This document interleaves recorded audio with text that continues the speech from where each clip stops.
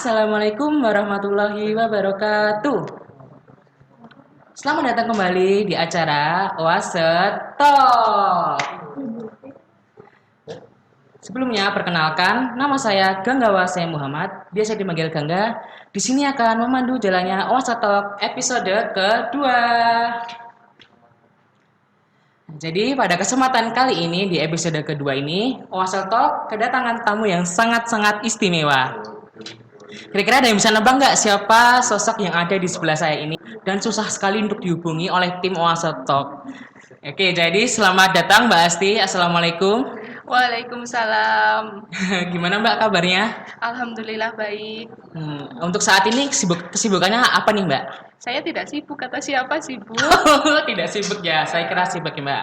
Jadi untuk teman-teman yang belum tahu mungkin Mbak Asti ini adalah salah satu tim penyusun dari project balaibelanja.id. Bener Mbak? Betul sekali. Iya, jadi juga Mbak Asti ini termasuk ke dalam salah satu anggota dari bidang ekonomi AMM Balai Catur. Nah Mbak, ini mungkin langsung aja ya untuk saat ini kita mau cerita-cerita tentang balaibelanja.id. Nah jadi ini Mbak, eh dengar-dengar nih bidang ekonomi dari AMM Balai Catur ini mau mengadakan suatu project yang cukup besar. Nah kira-kira apa nih Mbak? Bisa mungkin diceritakan ke sahabat Oase? Oke. Untuk saat ini, bidang ekonomi AMM Balai Catur sedang fokus untuk menggarap sebuah platform belanja online, namanya balaibelanja.id. Nah, seperti itu. Jadi platform ini kami tujukan untuk uh, teman-teman di Balai Catur, tidak hanya teman-teman sebenarnya, bapak-bapak, ibu-ibu semuanya yang memiliki ketertarikan dalam perdagangan. Nah, itu bisa masuk nanti di platform kami seperti itu. Masya Allah, berarti untuk sasarannya sendiri, untuk siapa siapa yang terlibat itu dari dalam Balai Catur sendiri gitu ya Mbak? Iya, ini sifatnya jadi masih lingkupnya desa. Jadi nanti untuk warga Balai Catur dulu seperti itu. Ya Masya Allah banget ya. Terus ini Mbak, Gangga mau tanya nih, latar belakang yang mendorong teman-teman bidang ekonomi untuk mengusung proyek ini tuh apa sih Mbak? Nah, ini awalnya itu dari masa pandemi corona ini. Beberapa waktu lalu kan waktu masih shock-shocknya ada corona ini kan semua orang istilahnya dari segi pendapatan, dari segi kesejahteraannya kan mayoritas menurun. Nah, untuk treatment dari adanya pandemi ini kan ada yang medis, ada yang non medis.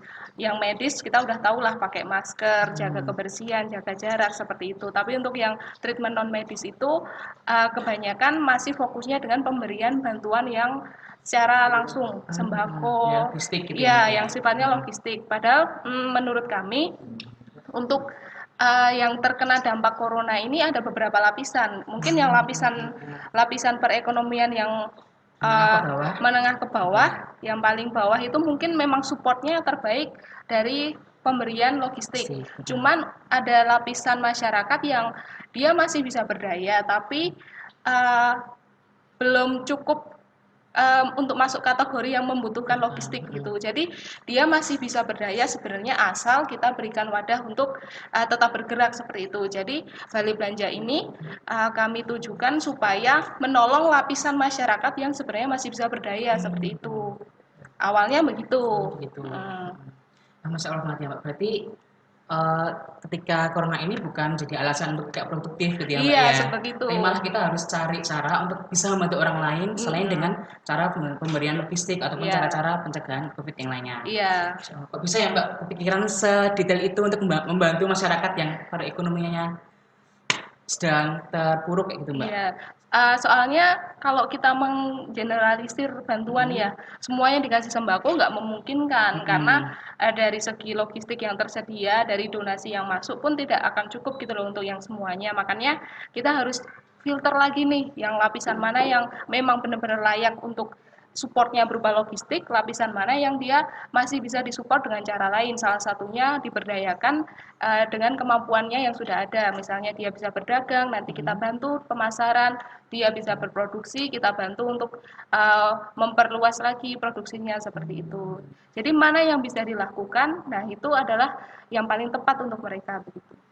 Berarti untuk partisipan utamanya yang mendaftar ke balai belanja itu adalah kebanyakan dari orang-orang yang memiliki usaha gitu ya Mbak ya? Iya, kebanyakan reseller dan awalnya itu kita nggak tiba-tiba langsung pendaftaran pedagang karena awalnya Betul. itu kan awal pandemi itu sebelum bulan puasa, Ya, sebelum bulan sebelum Ramadan. Ramadan. Nah, di bulan Ramadan itu kami mengadakan namanya Pasar Ramadan Babe online.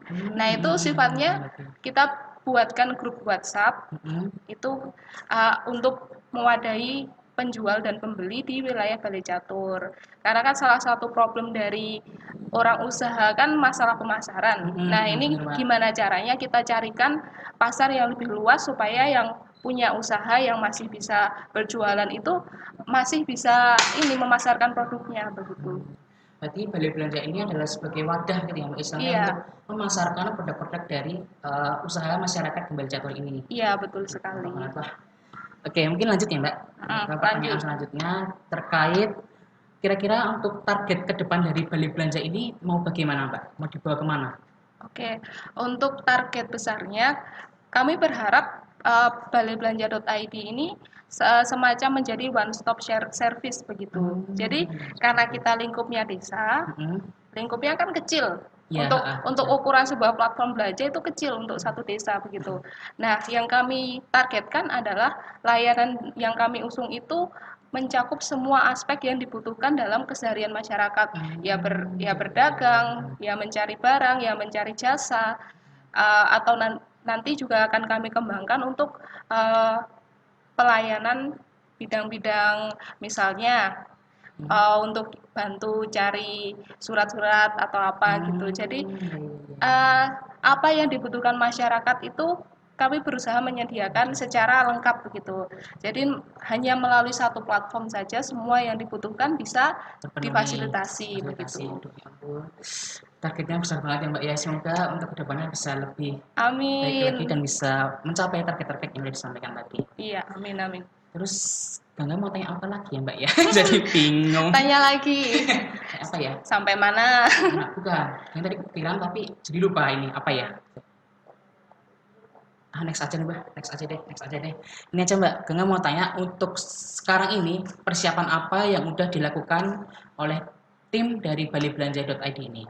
Untuk persiapannya kan tadi saya udah bilang yang dari awal itu kan pembentukannya melalui sebuah forum WhatsApp ya, grup WhatsApp seperti itu. Pasar Ramadan Babe Ya, itu Pasar ya? Ramadan Babe.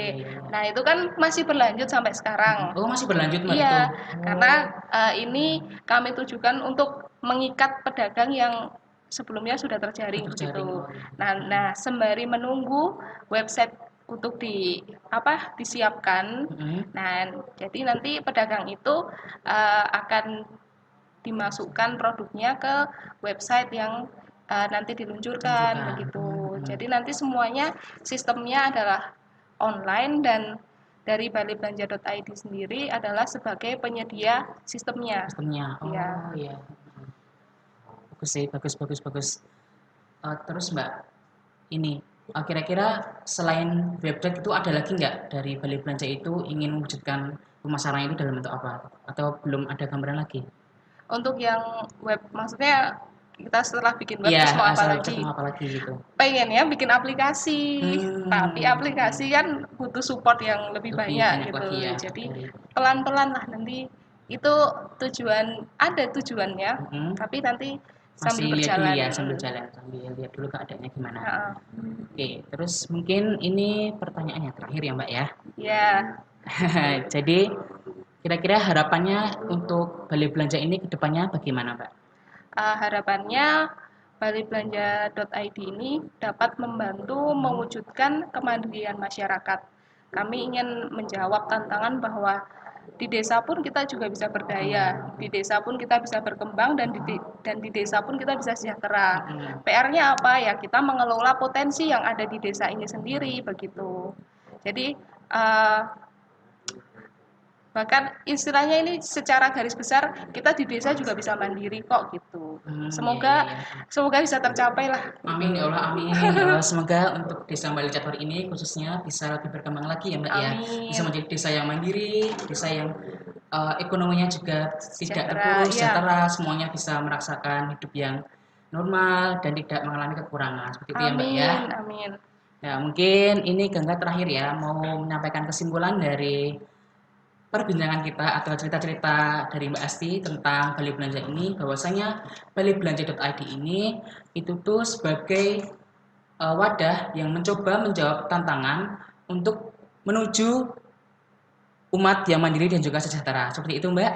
Iya, amin. Amin Mohon ya Allah. doanya. Semoga keinginan atau target-target yang ingin dicapai oleh balibelanja.id ini bisa tercapai dan bisa mensejahterakan umat-umat di Bali Catur. Amin, amin. Nah, mungkin untuk episode kali ini sampai di sini saja. Demikian Awasa Talk episode kedua ini. Mau mengucapkan terima kasih sebesar-besarnya kepada Mbak Asti Sama-sama. yang sudah memberikan informasi, yang sudah sharing mengenai ilmunya dan bagaimana bisa balibelanja.id itu terbentuk. Ya. Dan juga kami dari Awasa Talk mau minta maaf kepada seluruh sahabat ataupun pada seluruh masyarakat apabila dalam perkataan ataupun dalam pelaksanaannya ini masih banyak ditemukan kekurangan. Mungkin dari saya itu saja, kurang lebihnya mohon maaf. Wassalamualaikum warahmatullahi wabarakatuh. Waalaikumsalam. Tunggu tanggal launchingnya ya.